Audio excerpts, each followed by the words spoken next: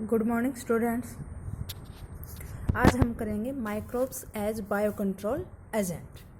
मतलब माइक्रोब्स को यूज़ करेंगे as a bio control agent. मतलब बायो कंट्रोल एजेंट का मतलब use of biological methods to control plant disease and pests. ठीक है, मतलब हमें प्लांट की डिजीज़ को रोकना है, उनके पेस्ट्स को कंट्रोल करना है, तो केमिकल की बजाय हम क्या यूज़ करें? बायोलॉजिकल मेथड्स यूज़ करें। क्या यूज़ करें? Biological methods. ठीक है, और इसी को हम बोलते हैं बायो कंट्रोल। मतलब बायो का मतलब लाइफ, किसी ऑर्गेनिज्म को यूज़ करके कंट्रोल करें। किनको? एजेंट्स को। कौन से एजेंट्स? जो डिजीज़ कॉजिंग होते हैं प्लांट्स में, जिससे हमारी क्रॉप्स वेस्ट होती है, डिस्ट्रॉय होती है। इसके लिए हमें बायो कंट्रोल एजेंट्स यूज़ करने चाहिए। ठीक है, क्यों? क्योंकि जो इंसेक्टिसाइड्स, पेस्टिसाइड्स हम यूज़ करते हैं ये केमिकल्स हैं। ठीक है, और ये टॉक्सिक होते हैं हमारे लिए भी, एनिमल्स के लिए भी, क्रॉप्स के लिए भी, फ्रूट्स के लिए भी, वेजिटेबल्स के लिए भी। ठीक है, और हमारे एनवायरनमेंट को भी क्या कर रहे हैं बेटा? पोल्यूशन क्रिएट कर रहे हैं, पोल्यूटेड कर रहे हैं एनवायरनमेंट को। Soil pollution, ground water pollution. ठीक है, सभी में क्या कर रहे हैं बेटा? पोल्यूशन कर रहे हैं, क्योंकि केमिकल्स आपको पता है नॉन बायोडिग्रेडेबल होते हैं, ये डिग्रेड नहीं हो सकते, और ये किसी ना किसी तरह फूड चेन के द्वारा फ्रूट्स इसको एब्जॉर्ब कर लेते हैं, तो हमारे ह्यूमंस के पास, एनिमल्स के पास चले जाते हैं, जहाँ पर इनका एडवर्स इफेक्ट होता है। ठीक है, तो इनका हमें कम से कम यूज़ करना होगा। अगर वीडिसाइड जो होते हैं ना बेटा, इंसेक्टिसाइड और पेस्टिसाइड, तो ठीक है, हम अपने फ्रूट्स वेजिटेबल्स को बचाने के लिए उनके ऊपर स्प्रे कर रहे हैं, उनके ऊपर डाल रहे हैं, लेकिन जो वीडिसाइड होते हैं ना, वो मतलब वीड्स, खरपतवार जो होती है जिसका कोई यूज़ नहीं, उसको मारने के लिए वीडिसाइड यूज़ करते हैं, तो वो भी क्या करती है? सॉइल पोल्यूशन करती है। ठीक है, वो भी क्या करती है? सॉइल पोल्यूशन करती है। तो अच्छा, ये भी नहीं है। तो अब बात ये है कि केमिकल्स यूज़ नहीं कर सकते, ये हमारे लिए टॉक्सिक है, हार्मफुल है, सभी एनिमल्स के लिए है बेटा। ठीक है, तो क्या करें? हम बायोलॉजिकली कंट्रोल करते हैं ना पेस्ट और डिजीज़ को। बायोलॉजिकली कैसे करेंगे बेटा control? Method of controlling paste, जो सबसे बेस्ट मेथड है, मतलब जो मेथड दिया गया है बायोलॉजिकल कंट्रोल के लिए, नेचुरल प्रेडेशन। नेचुरल प्रेडेशन का मतलब है कि कोई इंसेक्ट है जो हमारी क्रॉप को क्या कर रहा है बेटा? जो हमारी क्रॉप को डिस्ट्रॉय कर रहा है। ठीक है, अब सीधी सी बात है, फूड चेन है, फूड वेब है हमारे इकोसिस्टम में, तो इसको कोई ऑर्गेनिज्म खा रहा होगा। तो हम वो ऑर्गेनिज्म ले आए ना जो इसको खा रहा है। नेचुरल प्रेडेशन पे हम इस पेस्ट को कंट्रोल कर सकते हैं, है ना? समझ आई बात? इसको कोई खा रहा है। ऑर्गेनिक फार्मिंग, बढ़ते हुए पोल्यूशन केमिकल के लिए हाँ, आजकल ऑर्गेनिक फार्मिंग स्विच की जा रही है, ऑर्गेनिक फार्मिंग को बढ़ावा दिया जा रहा है। क्यों? क्योंकि बायोडाइवर्सिटी फर्दर्स हेल्दी, ये बायोडाइवर्सिटी को हेल्दी करता है। मतलब बायोडाइवर्सिटी क्या होती है बेटा? Number of species, number of organisms increase in an area. ठीक है, वो हेल्दी होगी। एक लैंडस्केप से ज़्यादा वैरायटी होगी किसकी? ऑर्गेनिजम्स की। मोर सस्टेनेबल होती है ऑर्गेनिक फार्मिंग। समझ आ रही है? और ऑर्गेनिक फार्मिंग एक ऐसा सिस्टम क्रिएट करती है जिसमें इंसेक्ट्स को, जिसको हम पेस्ट भी बोलते हैं, जिनको बिल्कुल पूरी तरह इरेडिकेट नहीं करेंगे हम, बिल्कुल पूरी तरह से किसी भी एक पेस्ट को या एक इंसेक्ट को इरेडिकेट नहीं करना चाहिए, और नहीं करते हैं ऑर्गेनिक फार्मिंग में, बट उसको मैनेजेबल लेवल्स में रखते हैं कि वो हमें ज़्यादा नुकसान ना पहुँचाए। उनको चेक करके बैलेंस करके with in living and vibrant ecosystem में देख के बार बार उन्हें चेक करके बैलेंस करके नेचुरल प्रेडेशन के द्वारा बिल्कुल उसको इरेडिकेट भी नहीं करेंगे, और ऐसा भी ना हो कि वो हमें नुकसान पहुंचाए।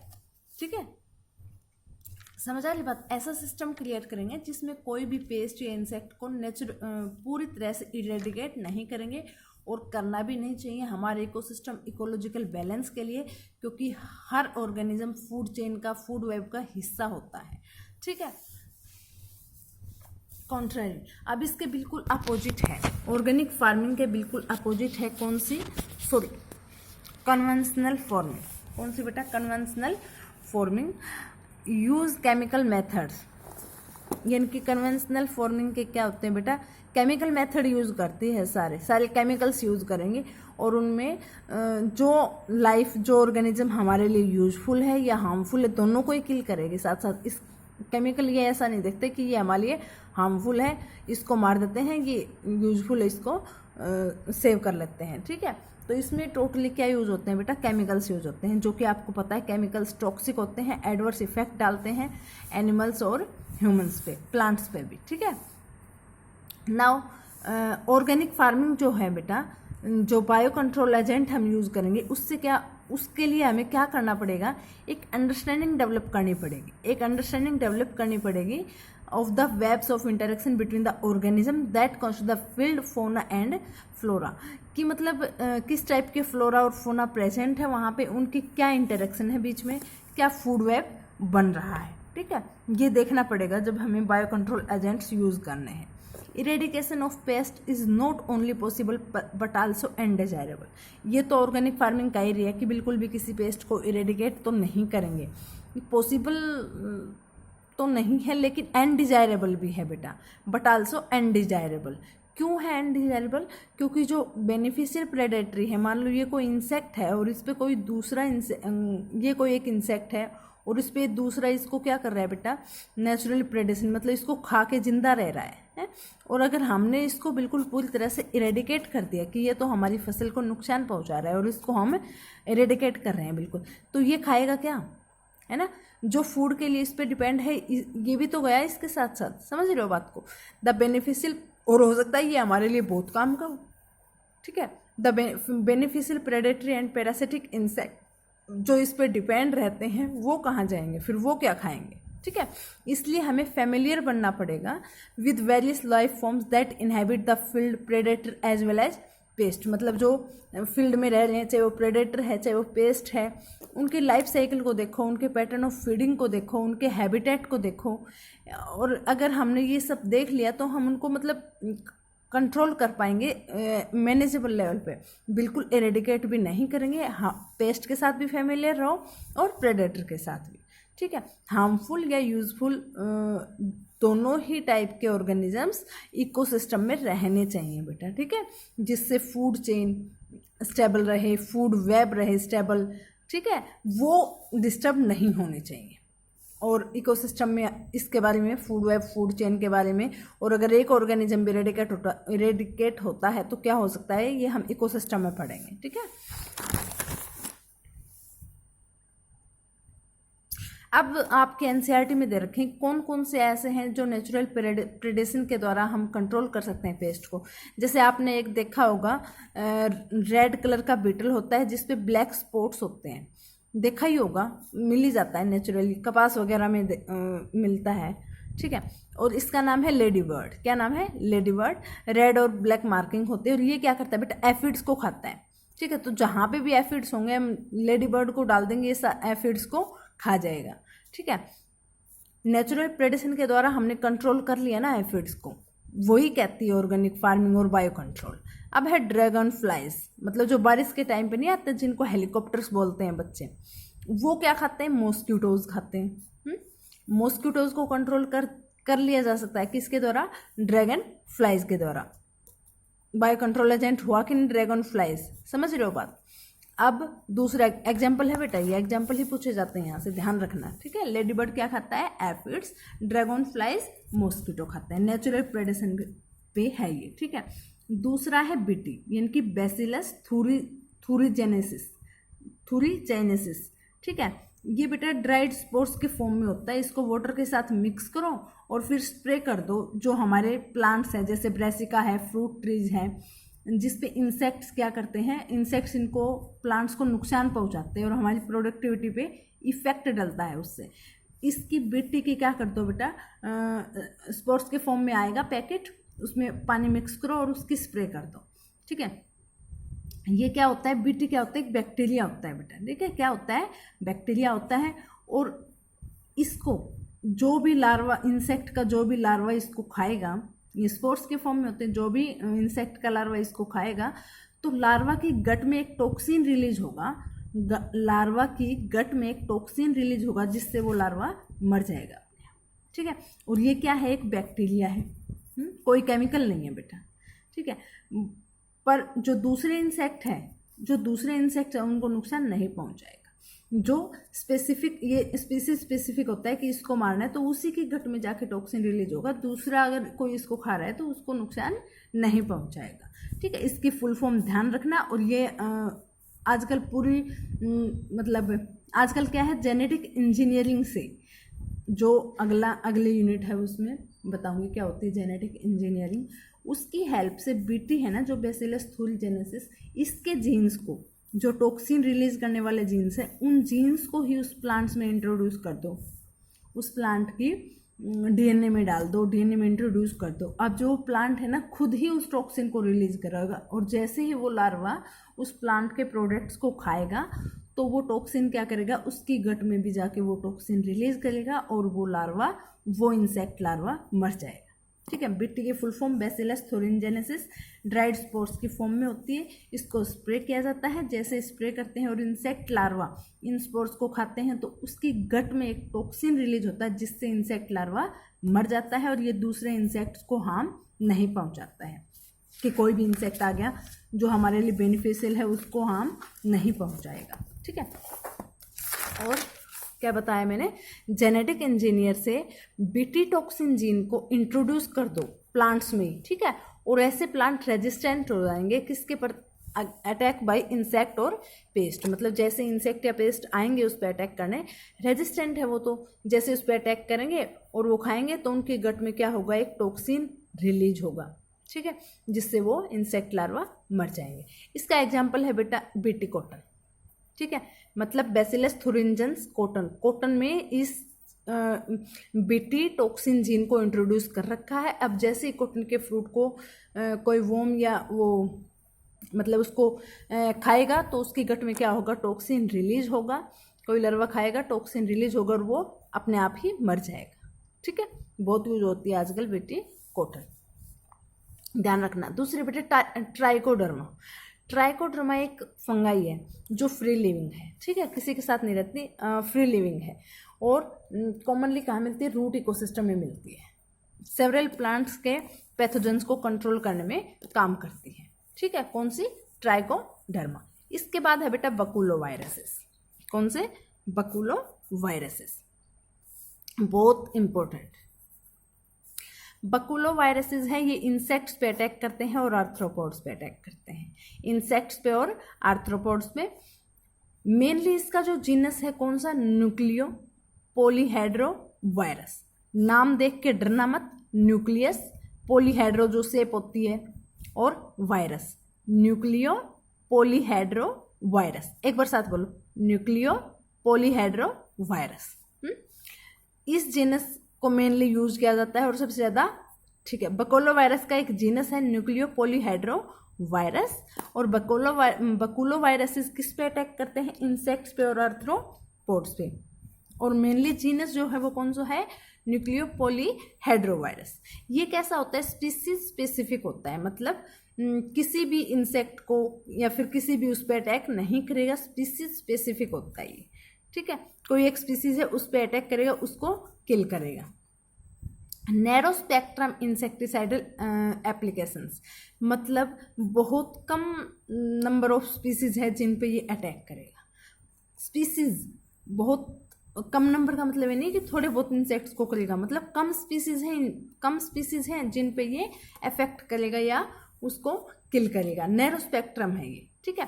हाँ, इसका कोई नेगेटिव इम्पैक्ट नहीं है किसी भी प्लांट पे, किसी भी मैमल पे, किसी भी बर्ड पे, किसी भी फिश पे, या जो इंसेक्ट इसके स्पीसीज स्पेसिफिक में नहीं आते, नैरो स्पेक्ट्रम रेंज में नहीं आते, तो उन इंसेक्ट्स को भी ये नुकसान नहीं पहुंचाएगा, ठीक है। ये कब डिजायरेबल होता है, जब IPM इंटीग्रेटेड पेस्ट मैनेजमेंट जरूरी हो, इंटीग्रेटेड पेस्ट मैनेजमेंट जरूरी हो, और दूसरे इकोलॉजिकल सेंसिटिव एरिया। ये फुल फॉर्म भेजना मेरे पास।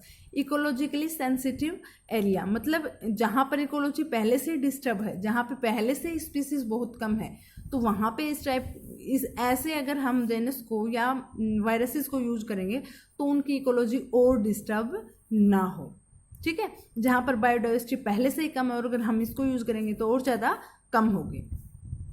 समझ आई बात? ये आप क्या बताओगे कि कौन से वायरसेस हैं जो इंसेक्ट और आर्थ्रोपोड्स पे अटैक करते हैं, उसका कौन सा जीनस है जो मेनली अटैक करता है, और इसके फिर वो लिखोगे बेनिफिट्स क्या क्या है, स्पेसिफिक है, नैरो स्पेक्ट्रम है, इसका कोई नेगेटिव इम्पैक्ट नहीं है, और ये कब जरूरी होता है, जब इकोलॉजिकली सेंसिटिव एरिया हो और इंटीग्रेटेड पेस्ट मैनेजमेंट रखना हो, मतलब इंटीग्रेटेड पेस्ट को मैनेज करना है हमें, ठीक है। इसके बाद आप मेरे को भेजेंगे कि ड्रैगन फ्लाइज क्या खाते हैं, बीटी के बारे में लिखना है, ठीक है, और जेनेटिक इंजीनियरिंग के द्वारा बीटी से कौन सी क्रॉप तैयार की गई है।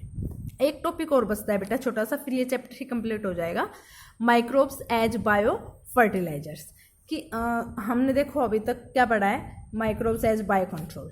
अभी हम कि माइक्रोब्स को हम बायो फर्टिलाइजर्स के लिए भी यूज कर सकते हैं, मतलब कि खाद डालना है हमें, है ना, इसके लिए केमिकल यूज करते हैं, लेकिन नेचुरली माइक्रोब्स भी ऐसे हैं जो मतलब बायोलॉजिकल फर्टिलाइजर का काम कर सकते हैं। बायो लाइफ ऑर्गेनिजम्स को यूज करके फर्टाइल करें हम किसको, सोइल को। क्यों? क्योंकि सोइल से ही न्यूट्रिएंट्स लेते हैं प्लांट्स, है ना, हमारी क्रॉप्स न्यूट्रिएंट मिनरल्स वाटर कहाँ से लेती है, सोइल से लेती है ना। एग्रीकल्चर यील्ड को बढ़ाने के लिए क्या करते हैं, केमिकल फर्टिलाइजर यूज करते हैं कि नहीं, ये डाल दो वो डाल दो, जिससे क्या होगी, प्रोडक्टिविटी बढ़ेगी, है ना। लेकिन केमिकल फर्टिलाइज क्या करेंगे, वही बात बेटा, पोल्यूशन क्रिएट करेंगे, प्रॉब्लम्स क्रिएट करेंगे, environmental pollution, soil pollution, water pollution. Chemical fertilize करते हैं कि नहीं, वी हैव टू, इसके लिए, इससे मतलब इस पोल्यूशन से, इन प्रॉब्लम से छुटकारा पाने के लिए हमें क्या करना चाहिए, ऑर्गेनिक फार्मिंग को अपनाना चाहिए, ठीक है। ऑर्गेनिक फार्मिंग मतलब बायो फर्टिलाइजर का यूज़ करो। ऑर्गेनिक फार्मिंग का मतलब होता है कि कम से कम केमिकल यूज़ मत करो, नेचुरल मतलब नेचुरली जो हमें प्रोडक्टिविटी मिले वो करो, लेकिन बायो फर्टिलाइजर यूज कर सकते हैं जो कि हम सॉइल पोल्यूशन, वाटर पोल्यूशन या एनवायरमेंटल पोल्यूशन नहीं करते हैं, बल्कि प्रोडक्टिविटी भी इंक्रीज करते हैं। अब है कि बायो फर्टिलाइजर के यूज़ के लिए हम किन को यूज़ कर सकते हैं, बैक्टीरिया को यूज़ कर सकते हैं, फंगाई को यूज़ कर सकते हैं, और ब्लू ग्रीन एल्गी को यूज़ कर सकते हैं। ब्लू ग्रीन एल्गी का दूसरा नाम लिख के भेजना मेरे पास, ठीक है। बैक्टीरिया, फंगाई और ब्लू ग्रीन एल्गी, ये वो ऑर्गेनिज्म है बेटा जो सोइल की न्यूट्रिएंट क्वालिटी को इंक्रीज करते हैं, ठीक है।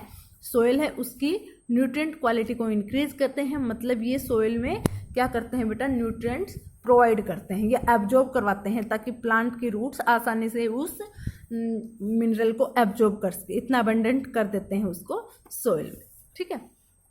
अब इसके एग्जाम्पल है, आप राइजोबियम से तो 7th क्लास से पढ़ते आ रहे हो, है ना। राइजोबियम है जो सिम्बायोटिक एसोसिएशन करता है किसके साथ, लेग्यूमिनस प्लांट्स की रूट्स में नोडुल्स बने होते हैं। ये रूट्स है, मैंने बताया हुआ भी है कि इसमें गांठें सी होती है ना, नोडुल्स बने होते हैं। इस नोडुल्स किस लिए होते हैं, राइजोबियम यहाँ पर होता है। राइजोबियम सिम्बायोटिक एसोसिएशन करवा लेता है, जो क्या करता है, एटमॉस्फेरिक नाइट्रोजन को फिक्स कर देता है, ठीक है, इसके नाइट्रेट में, इनकी ऑर्गेनिक फॉर्म में, और ऑर्गेनिक फॉर्म में आते ही प्लांट इसको क्या कर सकता है, सोइल से एब्जॉर्ब कर सकता है। एटमॉस्फेरिक नाइट्रोजन को प्लांट्स एब्जॉर्ब नहीं कर पाते हैं, लेकिन जब राइजोबियम बैक्टीरिया नाइट्रोजन को फिक्स कर देता है इसके नाइट्रेट में, ऑर्गेनिक फॉर्म में, तो प्लांट वहाँ से न्यूट्रिएंट ले सकते हैं, ठीक है। ये तो एग्जाम्पल आपने पढ़ा हुआ है, 11th में पढ़ा हुआ है, 7th में पढ़ा हुआ है, ध्यान रखना है बेटा। राइजोबियम है लेग्यूमिनस प्लांट की रूट नोडुल्स में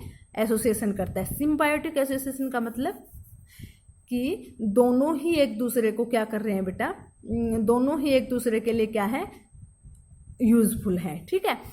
राइजोबियम यहाँ से यहाँ इसकी रूट्स पे डिपेंड है, और इसकी रूट्स नाइट्रोजन के लिए राइजोबियम पे डिपेंड है, इसी को तो हम बोलते हैं सिम्बायोटिक एसोसिएशन। इसके बाद है बेटा Azotobacter and Azospirillum. Azotobacter and Azospirillum जो नाइट्रोजन फिक्स करते हैं, लेकिन ये फ्री लिविंग बैक्टीरिया है बेटा। नाइट्रोजन फिक्स करते हैं, लेकिन ये फ्री लिविंग है, ये तो सिम्बायोटिक एसोसिएशन कर रहा है रूट के साथ, ये फ्री लिविंग है। सोयल में क्या करेंगे, नाइट्रोजन को फिक्स कर देंगे, फिर कोई भी उसको ले। ध्यान रखना एजोटोबैक्टर एंड एजोस्पाइरलिम दोनों फ्री है, ध्यान रखना दोनों फ्री लिविंग है, लेकिन क्या करते हैं, N2 फिक्सिंग करते हैं, नाइट्रोजन की फिक्सेशन करते हैं। ठीक है, इसके बाद है माइकोराइजा। पता ही है आपको, माइको मतलब फंगाई, राइजा मतलब रूट्स, यानी कि फंगाई प्लांट की रूट्स के साथ सिम्बायोटिक एसोसिएशन करेगी। ठीक है, और सोइल से क्या एब्जॉर्ब करवाएगी, फोस्फोरस। ध्यान रखना बेटा ये बात, ठीक है। ये अभी तक नाइट्रोजन था, लेकिन ये फंगाई क्या करवा रही है, फोस्फोरस को एब्जॉर्ब करवा रही है ना। और मेनली कौन सा जेनस है, ग्लोमस। कौन सा जेनस है बेटा, ग्लोमस। सिम्बायोटिक एसोसिएशन होगी फंगाई की और प्लांट की। आपको पता है फंगाई को हम माइको भी बोलते हैं, और सिम्बायोटिक एसोसिएशन वही है ना जिसमें एल्गे और फंगाई जब सिम्बायोटिक एसोसिएशन करते हैं तो हम उसको लाइकेन बोलते हैं, है ना, जिसमें दोनों को ही फायदा होता है। फंगाई क्या होती है, हेटेरोट्रॉफिक होती है, यानी कि ये अपना फूड खुद नहीं बना सकती। इस प्लांट की रूट के साथ रहेगी, ये इसको फोस्फोरस देगी, समझ रहे हो, और ये प्लांट से क्या लेगी बेटा, अपना फूड लेगी। मेनली जीनस कौन सा होता है, ग्लोमस। क्या एब्जॉर्ब करने में हेल्प करवाती है, फोस्फोरस। ध्यान रखना, माइको फंगाई, राइजा मतलब रूट्स के साथ, सिम्बायोटिक एसोसिएशन का मतलब दोनों एक दूसरे के लिए यूजफुल है। बेनिफिट्स, इसके क्या बेनिफिट्स हैं इस माइकोराइजा के, resistance to root borne pathogen. देखो ये रूट है और इसके ऊपर माइकोराइजा ने यानी कि फंगाई ने ऐसे कवर कर लिया है। ठीक है, तो इस पे जो पेस्ट जो मतलब पैथोजन इसको इस रूट पे अटैक कर सकते हैं, वो अटैक नहीं कर पाएंगे, क्योंकि यहाँ पे फंगाई की लेयर बनी हुई है और ये अटैक नहीं करने देगी। पहला तो ये बेनिफिट हो गया।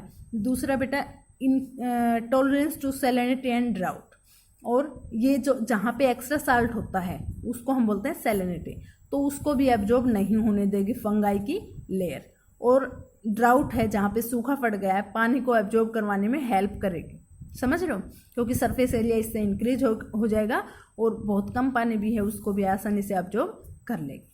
तो माइकोराइजा क्या करती है, प्लांट ग्रोथ को इंक्रीज करती है और उसकी डेवलपमेंट को इंक्रीज करती है। कोई दिक्कत हो पूछ लेना बेटा, ठीक है। इसके बाद है साइनोबैक्टीरिया।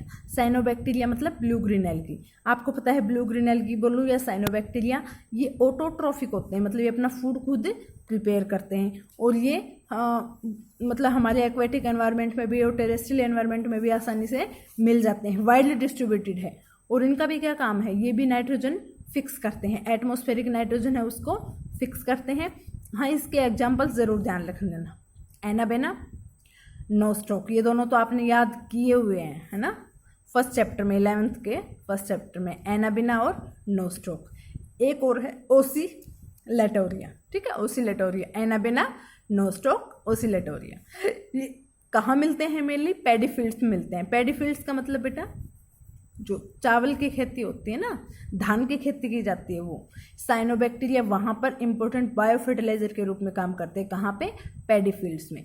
और ऑर्गेनिक मैटर ऐड करते हैं सोइल में, जिससे उस सोइल की फर्टिलिटी इंक्रीज होती है।